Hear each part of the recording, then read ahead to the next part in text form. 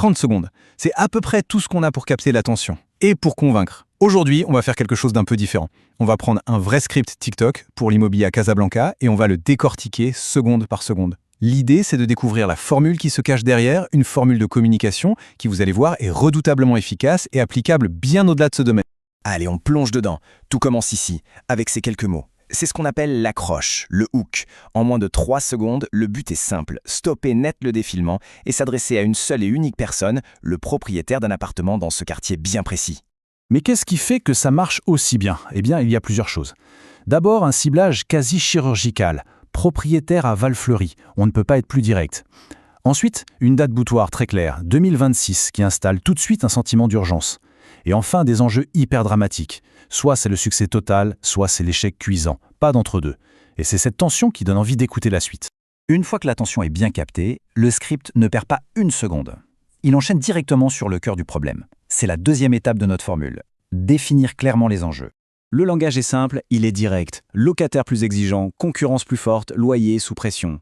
Ce qui est vraiment intéressant, c'est que ça parle de force extérieure, de réalité du marché que le propriétaire subit. Le script ne fait pas que nommer un problème, non, il le rend concret, presque palpable et surtout universel pour sa cible.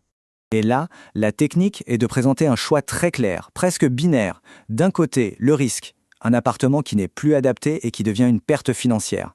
De l'autre, la récompense, une attractivité locative qui explose et des rendements qui sont sécurisés.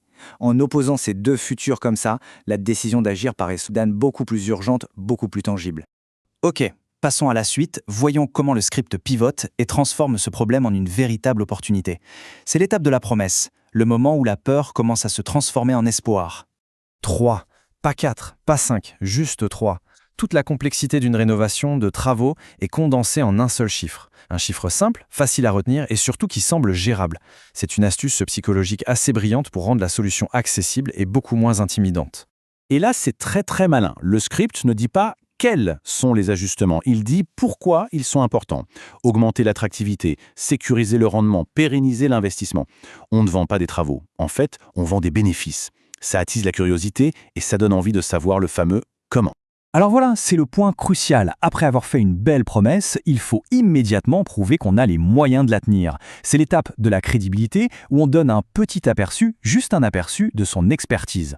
Et c'est exactement ce qui se passe ici. Le script apporte de la valeur en avance gratuitement. En partageant ce que les locataires recherchent aujourd'hui, le confort, les espaces optimisés, les équipements intelligents, il ne fait pas que donner des conseils.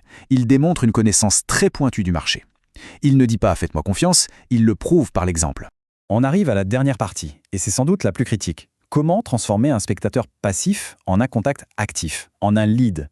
C'est tout l'enjeu de l'appel à l'action. Cette question, elle arrive comme la conclusion logique de tout ce qui a été construit avant. Elle vise directement la curiosité qui a été méticuleusement nourrie jusqu'à ce point. L'objectif, c'est de provoquer un oui mental, un oui qui prépare le terrain pour l'action juste après. Et voilà l'action. Elle est décomposée en 3 commandes, toutes simples, très claires et qui demandent peu d'efforts. Liker et s'abonner, c'est la base sur la plateforme.